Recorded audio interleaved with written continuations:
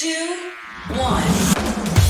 7 things you probably didn't know you need to know. I'm Jamie East, and this is the Smart 7. Good morning, it's Friday the 24th of February and it's National Tortilla Chip Day. And a big happy birthday to Daniel Kaluuya, Billy Zane, Ben Miller and Floyd Mayweather Jr.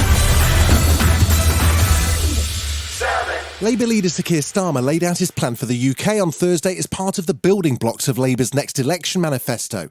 His central argument is that after 12 years of Tory rule, it's time to give someone else a go, ideally him. He has 5 missions for a better Britain, as he explained during a speech in Manchester, placing them directly against Rish's 5 promises. Mission 1, secure the highest sustained growth in the G7. Mission 2, build an NHS fit for the future. Mission 3, make Britain's streets safe. Mission 4, break down the barriers to opportunity at every stage for every child. And 5, we will make Britain a clean energy superpower. So far so good, and with a healthy lead in the polls and a Tory government on its third Prime Minister, what's the next step in Keir's plan? If anyone wants to know, do the public trust and want any of this, then there's a very good way to find out. Let's have a general election.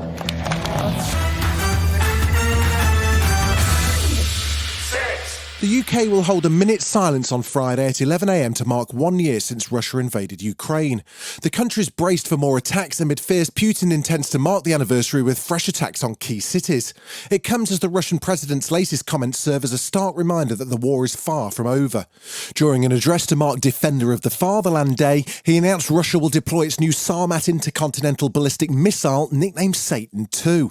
But UN Secretary-General Antonio Guterres called out Moscow's threats about possible use of nuclear weapons. The so-called tactical use of nuclear weapons is utterly unacceptable. It is high time to step back from the brink. The UN passed a resolution calling for comprehensive, just and lasting peace on Thursday, a vote which China abstained from. Meanwhile, NATO Secretary-General Jens Stoltenberg, speaking at the B9 conference, reinforced the support for Ukraine and made NATO's stance clear. We will stand by Ukraine for as long as it takes. I met with President Biden and what we call the B9 leaders, and the message from them, as it is from all NATO allies, is that we cannot allow Putin to win in Ukraine. The nation was told to eat turnips on Thursday. It's a sentiment from our very own modern-day Marie Antoinette, the Environment Secretary Theresa Kofi. She faced a backlash after suggesting people should cherish seasonal foods such as turnips as bad weather cleared supermarket shelves of tomatoes and other fresh produce. She also claimed other parts of Europe are facing the same issues.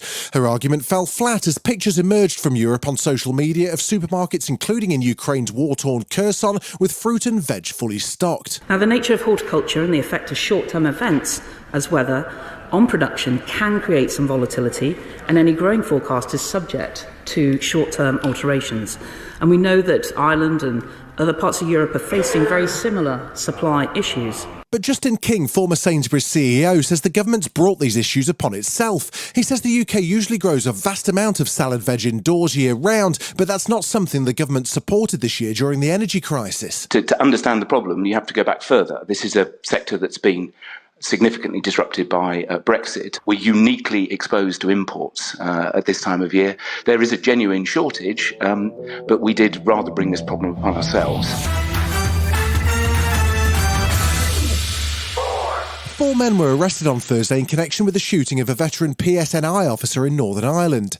Detective Chief Inspector John Caldwell remains in a critical condition in hospital after a shooting late on Wednesday night in Omagh. He was approached while tidying up after a sports training session with his son. There was widespread condemnation of the attack, and the fact he was attacked at a busy children's sporting ground has particularly shocked leaders on both sides. The Chief Constable of the Police Service of Northern Ireland, Simon Byron, spoke about the tragic event. I also welcome the cross-party political condemnation of last night's attack. However, it is tragic and sad that there are still some who wish to drag us back to the past. Still to come on the Smart 7, football marks the loss of a legend, and we may have found our new favourite travel show right after this. Welcome back. 3. Thursday night saw Europa League action with Man United welcoming Barcelona to Old Trafford after the first leg saw the sides level at 2-2. Barcelona took an early lead, but United bounced back, finishing 2-1 and 4-3 on aggregate to secure a spot in the last 16. Manager Erik ten Hag, whose team is still in the running for 4 trophies this season, was delighted. Barcelona is the leader, La Liga. 8 points ahead, Real Madrid. We all have seen Real Madrid in this week. And if you then beat them, I think it's a big win, Football also lost one of its most famous voices on Thursday as the death was announced of legendary commentator John Motson. He died aged 77 after a 50-year career with the BBC, which included 10 World Cups, a world-famous sheepskin coat, and many moments like this from Euro 96. Rest in peace, Motty. Here's Gascoigne. Oh, brilliant! Oh, yes! Oh, yes!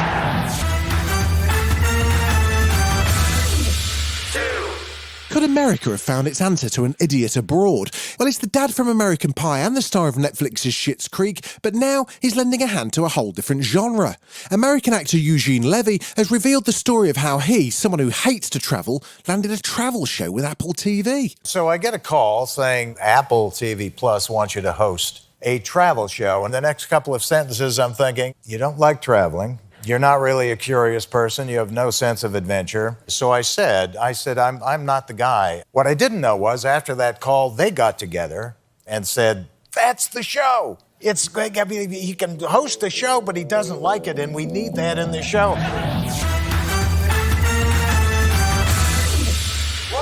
Robert De Niro's had many iconic roles and recently some not so iconic ones. But anyway, he's back and this time it might be okay.